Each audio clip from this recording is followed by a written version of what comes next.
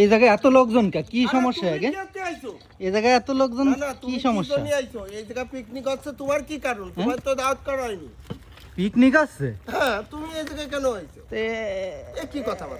এত লোকজন মিলে পিকনিক? তো দাওয়াত করা হয়নি, তুমি এই জায়গায় আসবা। গন্ধ পাই আইছিস? হ্যাঁ, তুই গন্ধ পাইছিস? গন্ধ তো সেই দূরিতে পাওয়া যাচ্ছে। না না, হ্যাঁ, বুঝলাম না ব্যাপারটা। না করলে সে যদি এই জায়গায় এসে হাজির হয়, এটা তো আসলে একটা কেমন লাগে। সেই যখন পারছো দুটো খাই আইছে এনে। শিওর? আচ্ছা ঠিক আছে, তাহলে খাওয়া হয়ে যায়। আমাকে বড় ভাই কইছে। বড় ভাই কইছে? এই যায় না।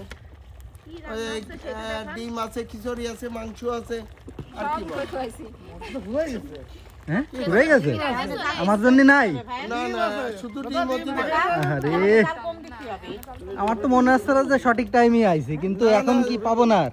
না না, খিচুড়ি হয়নি, এটা ঠিক আছে, সঠিক টাইমে আইছো। কিন্তু ওনার কি হবে না? আপনারা বলেন, ওনার কি খাতায় প্লেটে? আচ্ছা, আমার জন্য কি হবে একটু? আপনারা বলেন না কেন? হবে। অনলি সবাই একটু আতুসো করতে হবে।